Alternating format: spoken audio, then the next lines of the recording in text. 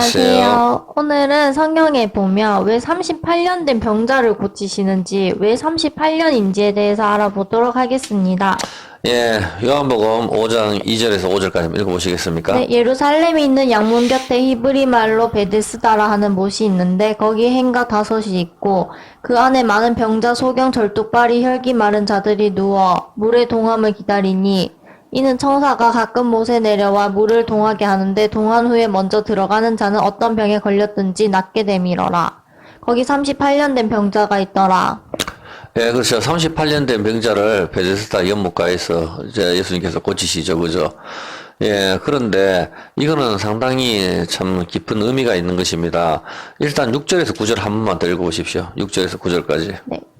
예수께서 그 누운 것을 보시고 병이 벌써 오랜 줄 아시고 이르시되 네가 낫고자 하느냐.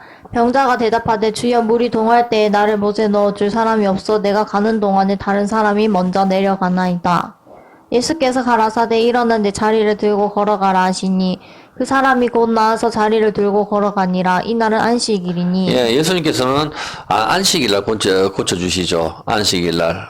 상당히 여기서 굉장히 깊은 의미가 있는 것인데, 일단 38년 된 병자를 고치십니다. 왜 38년 된 병자일까? 이 성경에서 병 고치는 건 다 모두가 다 의미가 있는 것이거든요. 전부 다 의미가 있는 것인데, 전부 다 거의 다 보이는 병이죠. 안전병이 일어나는 거, 눈먼자, 기머거리, 죽은 사람 살리는 거, 우리처럼 암덩어리 고치고 이런 게 아니거든요. 하나님께서는 뭔가 보여주시려고 하는 겁니다.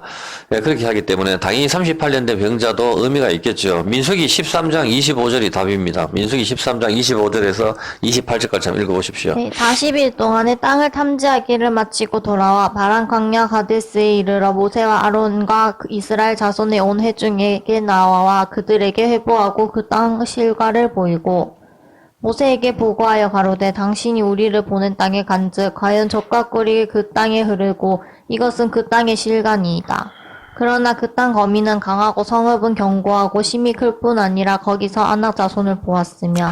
그렇죠. 하나님께서 주시는 그 젖과 꿀이 흐르는 땅을 갖다가 하나님께서 그 주시는 땅인데 믿음으로 취해야 되는데, 여기 가데스 바네아에서 12명이 전당꾼을 보내거든요. 12명이 전당꾼을 보내는데, 여호수아와 갈렙만 믿음 있는 보고를 하고, 나머지 10명은 믿음 없는 보고를 하고, 스스로 우리는 메뚜기와 같다. 그렇게 하고 상대방은 거인이다. 거인 큰 것.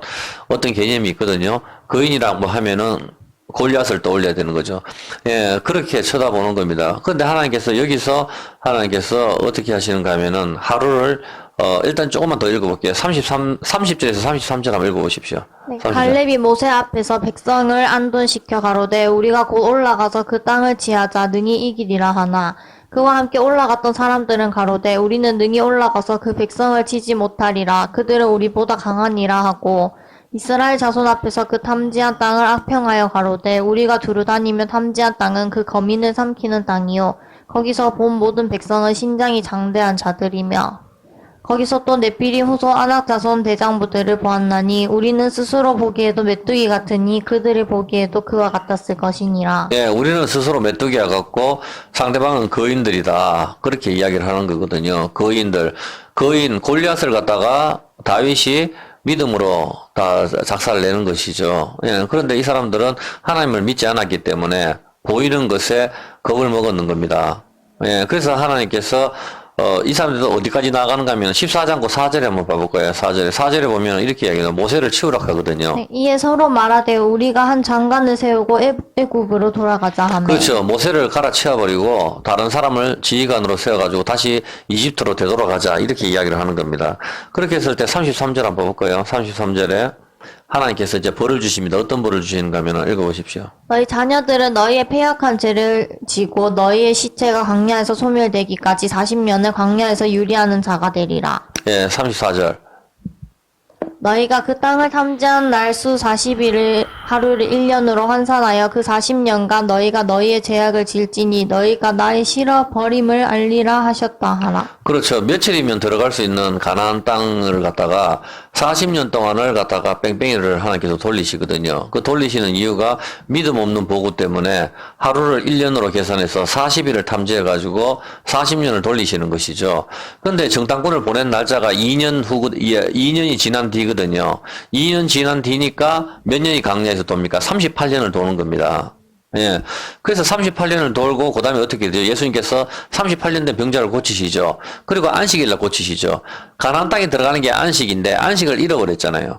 그래서 거기서 안식일날 고치시는 겁니다. 38년 된 병자를 고치시고, 안식일날 고쳤었을 때, 바로 어떤 게 떠오릅니까? 아하, 우리 조상들은 하나님을 믿지 않아가지고, 38년 동안 강야에서 돌다가, 안식의 땅을 못 들어갔었는데 예수님께서 오셔가지고 38년 된 병자를 고치시고 안식일 날 고쳐주시고 다시 안식을 주시는 그 장면입니다. 어떤 개념인지 이해가 되시죠?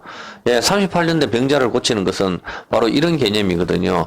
그리고 가데스 바네아에서 어떤 일이 발생하죠?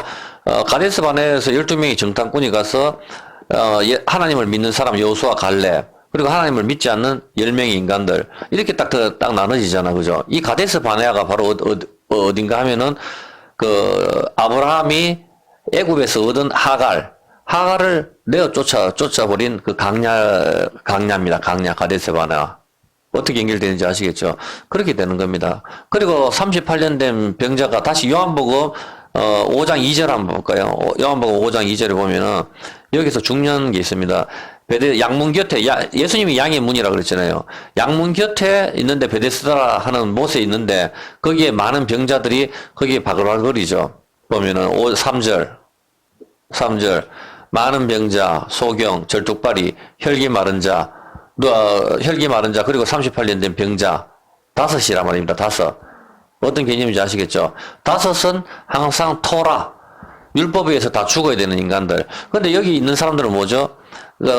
천사가 내려서 물을 갖다가 한번 동한다. 온천이라고 많은 학자들이 이야기를 합니다. 그렇게 했을 때 가장 건강한 사람 한 사람만 저기 들어가는 거거든요. 가장 건강한 사람. 누굽니까? 거인들. 가장 힘이 센 사람만 저기 들어가는 겁니다. 가장 큰 거인, 힘이 센 사람. 그리고 진짜 몸이 아픈 사람은 저기 못 들어가죠. 38년 된 병자. 이렇게 같이 연결되는 겁니다. 38년 된 병자는. 이해가 되시죠? 네. 네, 이 정도만 풀면은 어느 정도 다 알 것이라 생각을 합니다. 예. 네, 오늘은 왜 예, 그렇죠. 이것은 바로 율법과 복음을 보여주는 겁니다. 율법과 복음. 예. 네, 오늘은 왜 38년 된 병자를 고치시는지 알아보았습니다. 감사합니다. 네, 고맙습니다.